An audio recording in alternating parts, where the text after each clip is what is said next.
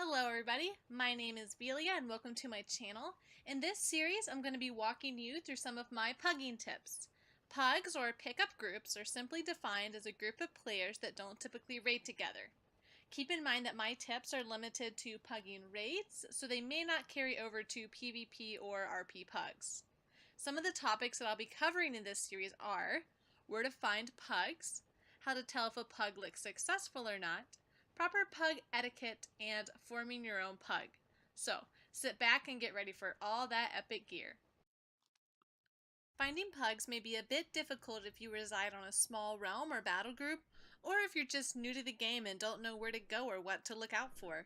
Therefore, my first video in this series is where to find the best pugs. The first on my list, and the most obvious, is the in-game LFG tool. Simply open up your group finder window by clicking here on your utility bar, or by pressing your hotkey and select the pre-made group tab in the window. That will take you to a selection page where you can choose between a few different types of groups. The benefits of the in-game LFG tool in comparison with some of the other choices on my list is that people typically use it when looking for raiders now. They want to fill their group and get started raiding ASAP. That means if you're looking for a quick, instant invite into a raid, the Group Finder tool is typically the best and easiest way to get placed into a group quick. I'll go into more detail about how to spot good groups later. The next option on my list is OpenRaid. While the website's population has decreased significantly with the implementation of the Group Finder tool, it is by no means dead. People are still creating tons of daily raids on the platform.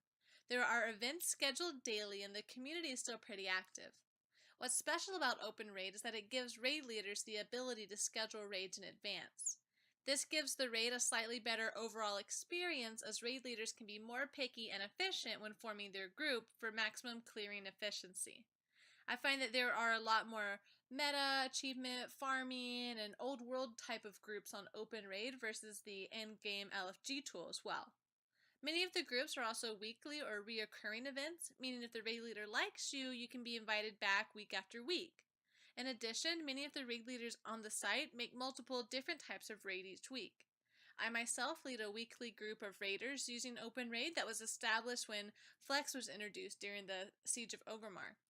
That group is actually still together today, and we've advanced to the point where we can kill Archimon twice a week using a mixture of mains and ults for each run. Therefore, if you're looking for a pugging platform with longevity, options, and organized leaders, I suggest trying out OpenRaid.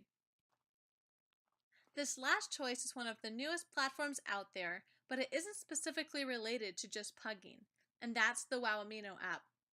However, I want to mention it because it has a value that the other options don't have, and that's mobile access. While you can visit OpenRaid on your phone, it doesn't have an app feature. A lot of the time, you might be out having dinner or meeting friends before coming home to play WoW. And what's great about WoW Amino is that you can join the Looking for Group channel and find a raid that will be ready for you when you get home. You can also just make yourself known in the thread and around the app as someone who is always up for a pug or a group.